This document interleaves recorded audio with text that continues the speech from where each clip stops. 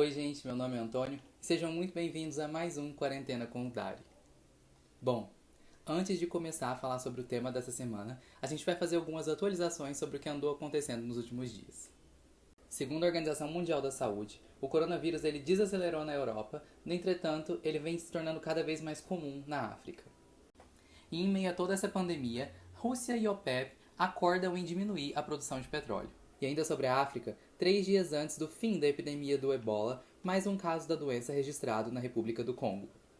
No dia 12 de abril, a China oferece o envio de médicos para ajuda no combate da pandemia de Covid-19 no Brasil.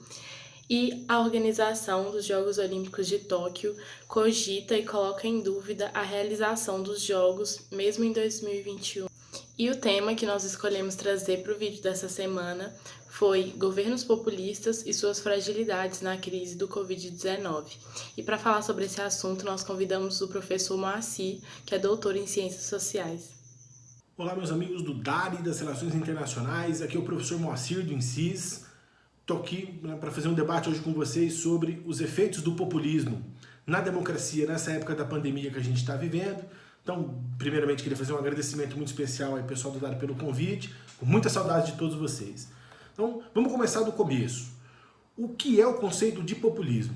Então, o tempo não vai permitir que a gente faça uma grande digressão aqui sobre a questão do populismo, porque tem muitas contribuições e tal, mas para o nosso debate aqui, vamos nos concentrar num conceito que é do professor Wolfgang Merkel, do Centro de Estudos Sociais de Berlim, no qual ele nos coloca o seguinte, que o populismo, de uma maneira assim bem geral, é um estilo de governo que procura governar à margem das instituições e práticas políticas existentes, buscando uma espécie de ligação direta com o povo, cuja concepção muda a cada estilo de governo, concepção de povo.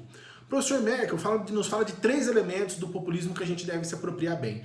Primeiro, a estratégia. O populismo desafia as elites políticas e as instituições, mobilizando grupos da população que não se sentem representados ou ouvidos pelo status quo, pelo governo, pelos partidos e tal. Segundo, a questão da ideologia. O populismo aglutina ideias frágeis, que são em geral baseadas em entendimentos distorcidos da realidade, que são absorvidos por esses grupos sociais minoritários e que cada vez mais se isolam politicamente, mas por outro lado também se concentram nessas ideologias. Por fim, a questão do estilo. O populismo procura se distanciar das práticas políticas existentes, mas não faz isso por ideologia, mas faz para chamar atenção, para poder concentrar em torno de si a atenção da mídia e dos outros grupos sociais. Então, o populismo de direita, que é o mais específico sobre o qual a gente está se referindo aqui nesse vídeo, tem uma visão muito distorcida do que seria o povo. Distorcida para o campo, associando-se em geral, vejam só, a versões racistas, xenófobas, preconceituosas, enfim, visões nas quais prospera o nós contra eles, em geral. Portanto, visões excludentes das minorias e também conflitivas em relação à maioria desses grupos sociais. Essas visões já vêm crescendo no mundo desde os anos 2000 e, sim, elas ameaçam a democracia. Por quê? Porque a democracia não é um sistema inabalável, mas é um sistema vulnerável que precisa ser cuidado por nós a todo momento para não ruir.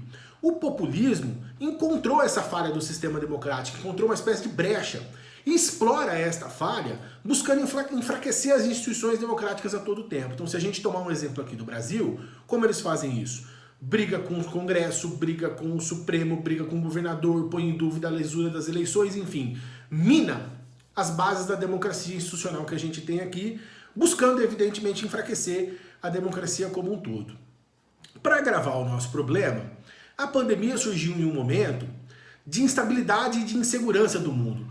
O professor Dominique Moïse, do Instituto Montaigne, coloca que antes da pandemia já havia no mundo uma espécie de cultura do medo que estava alimentando esses governos populistas de direita em vários lugares do mundo, dando força para teorias conspiratórias que agora, com a pandemia, ficaram ainda mais radicalizadas, e teorias essas que atentam contra a ciência, que atentam contra a imprensa, atentam contra a democracia no geral, enfim, contestam esse modelo de mundo que a gente tem já há algum tempo.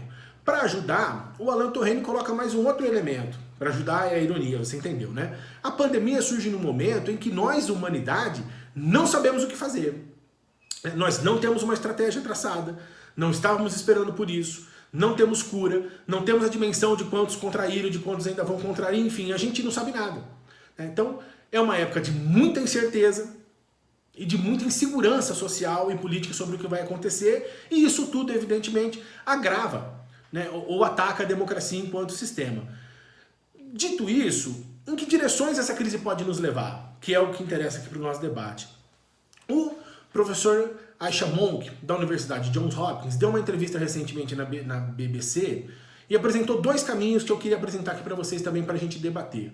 Um é o caminho pessimista. Então, por esta visão, governos que já atacavam a democracia dos seus países antes da crise da pandemia, do coronavírus, vão agora, ou podem vir a se aproveitar agora da crise para, em nome do combate ao coronavírus, ampliar conflitos sociais e destruir as instituições democráticas de vez, de modo mais rápido, mais dinâmico. Como que eles vão fazer isso? Vamos pegar exemplos práticos. Orbán na Hungria e Duterte nas Filipinas. O que esses senhores conseguiram? Governantes que são tidos como populistas de direita. Aprovaram nos seus parlamentos leis que concentraram em suas mãos poder. Poder para muito além do que seria necessário para combater o coronavírus. No caso da Hungria, a liberdade de expressão foi limitada. Então o que isso tem a ver com o combate a vírus? Nada. Eles estão se aproveitando desse caminho para reforçar o seu lado populista e antidemocrático. Por último, em relação ao caminho pessimista, esse clima de incerteza que paira sobre nós pode ampliar o número de pessoas que, né, diante da crise, passem a apoiar que o nosso momento atual exige governos fortes e com poderes concentrados em torno de si, o que é o oposto da democracia. Também é um problema que pode acontecer e a gente tem que, né, está acontecendo em parte do mundo e a gente tem que considerar também.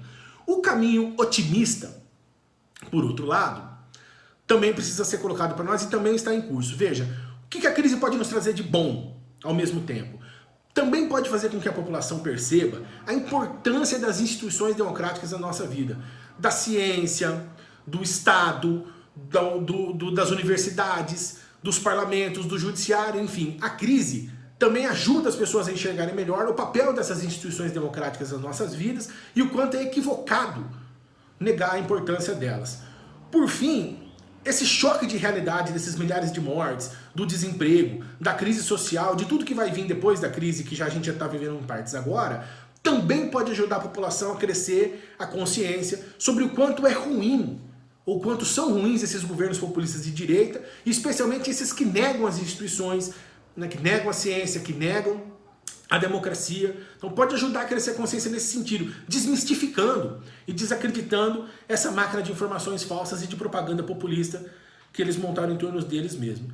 Então eram essas as contribuições que eu queria dar. Queria agradecer de novo, né, pelo convite. Muito obrigado, tamo junto, um abraço e até mais.